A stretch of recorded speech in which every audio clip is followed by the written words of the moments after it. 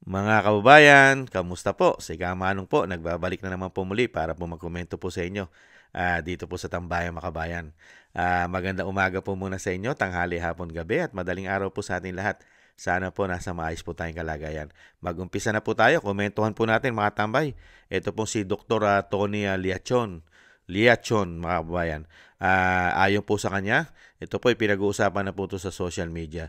At ayon po sa kanya, grabe po ang ginagawa po ng gobyerno po ngayon sa ating pong health system. Talaga pong gusto po yata tayong patayin at talagang inuubos ang ating kontribusyon, lalong-lalo po yata sa PhilHealth. Mga kababayan, grabe na po ang ginawa po ng gobyerno sa pagnanakaw nila umano. Pakinggan po natin ang pahayag po na kumakalat na po ito sa social media at pinag-uusapan na po. Ito pong pahayag ni Dr. Tony Liachon. Ito po, pakinggan po natin.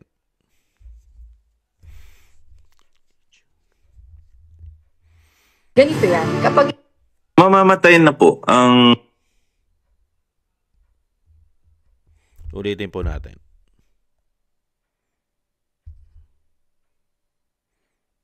mamamatay na po ang healthcare system natin. Kasi yung Pangulo, hindi niya naiintindihan ng issue. Kasi kung alam mo, ng 2025 budget, pinavito yan eh.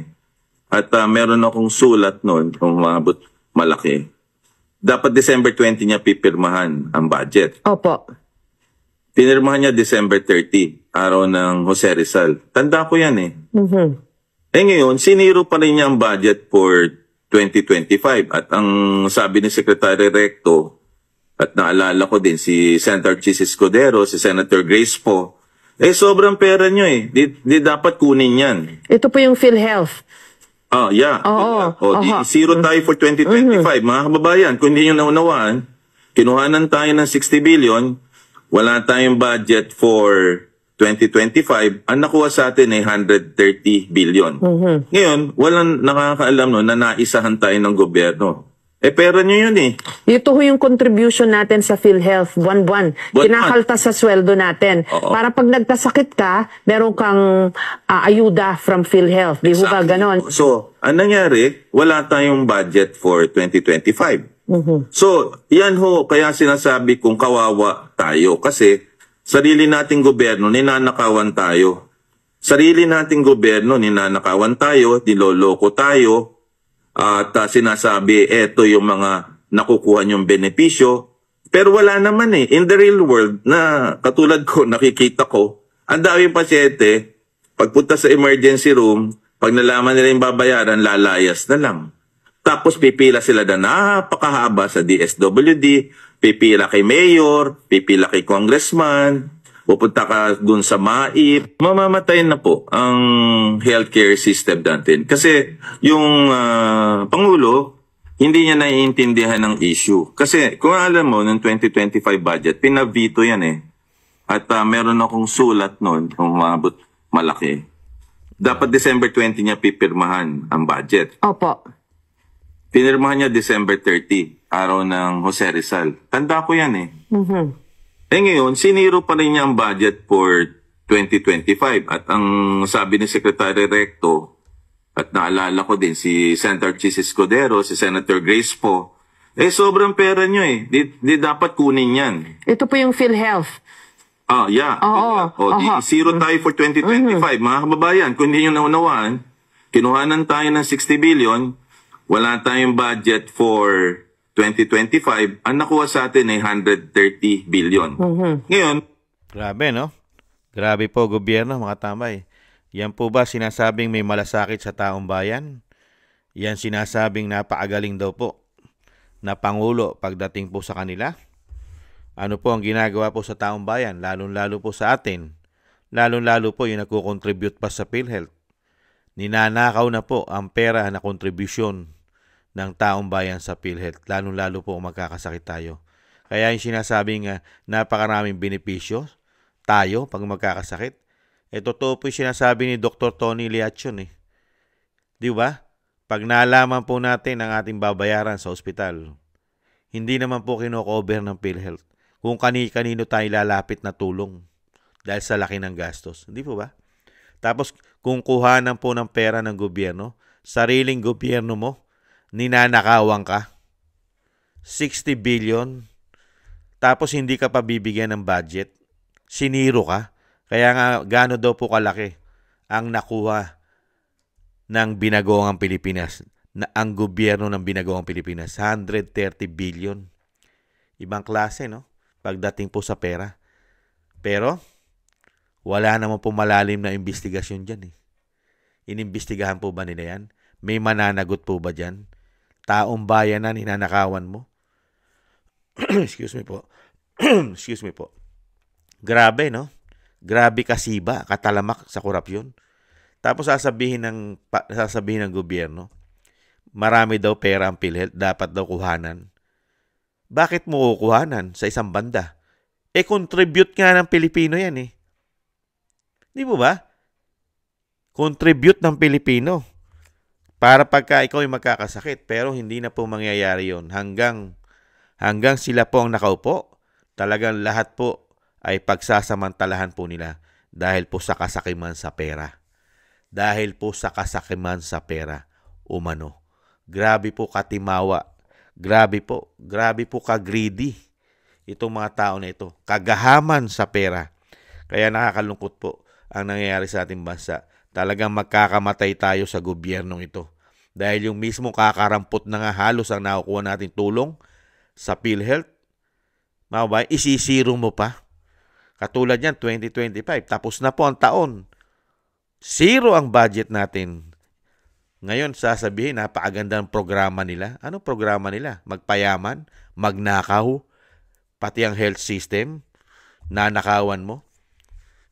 Paano pa yung mga nakaraan? May 2023 pa yan. May 2024 pa. Nakita nyo ba yung parusa? Para kang unti-unting pinapatay ng gobyerno, lalong-lalo pagka ikaw ay magkakasakit. Dahil una-una, sila nakikinabang doon sa pera na dapat ay para sa atin. Ibang klase. At syempre, grabe po, napakarami pong issue ng korupsyon itong pamahalaan na ito. Hindi po ba? PhilHealth pa lang yan. Wala pa yung ginawa nila sa budgeting, sa GAA. Hindi po ba? Kilalaking numero po ang mga insertion nila dyan. Di po ba? Kaya itong pamahala na ito, pagka wala na po sa kapangyarihan yung mga taong yan, mga kabayan, kung may bitay lang sa ating bansa, diretso po sa bitay, eh. Kung may bitay lang sa ating bansa, napakarami po, nakahilera. Baka maubos po ang politiko. Baka maubos po ang mga kaalyado ng Binagoong Pilipinas. Baka po maisa lang po sa bitay ang mga hayop na yan, umano. Sa dami po ng mga ginawa po nilang anomalyang korupsyon. Yung ginawa lang po nila sa budgeting, di ba? Ng Kongreso at Senado. Grabe. Yung 2023, hindi man lang po ito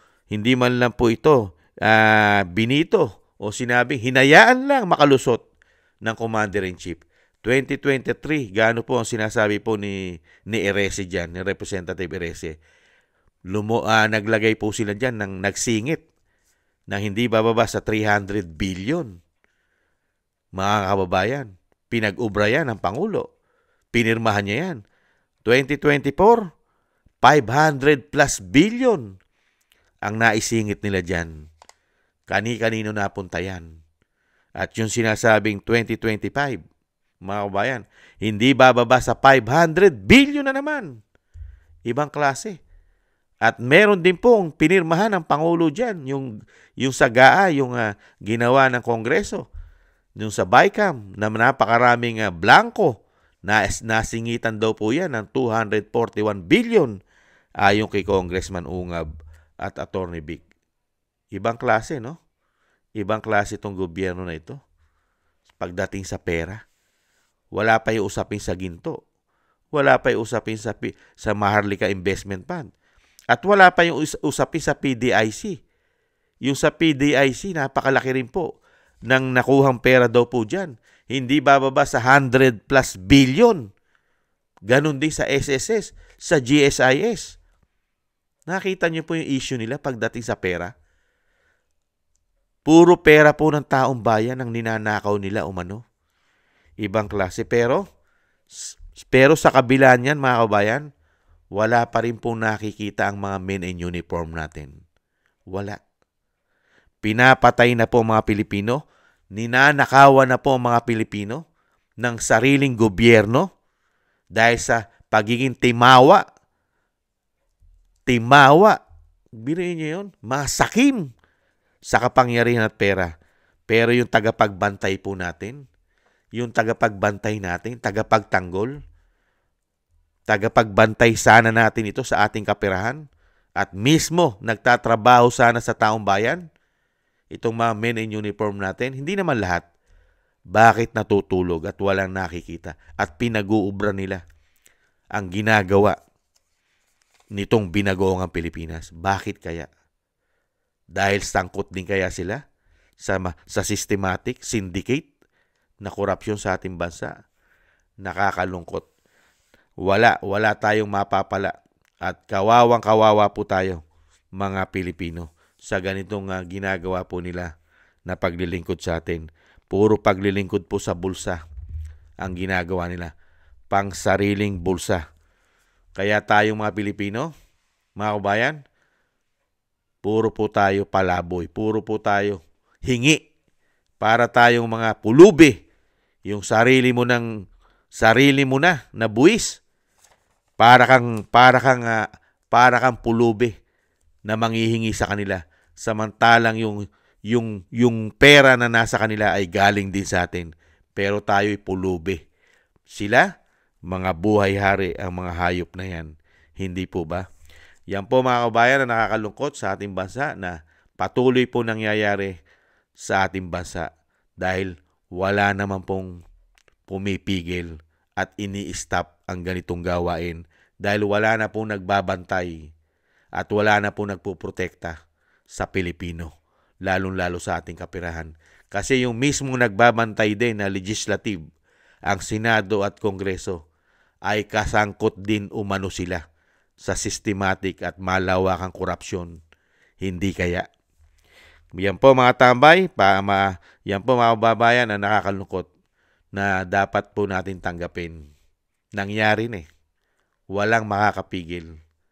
At ang pinakamasakit, proud na proud pa sila, mga kabayan. Lalo po, yung mga nasusuhulan at nababayaran.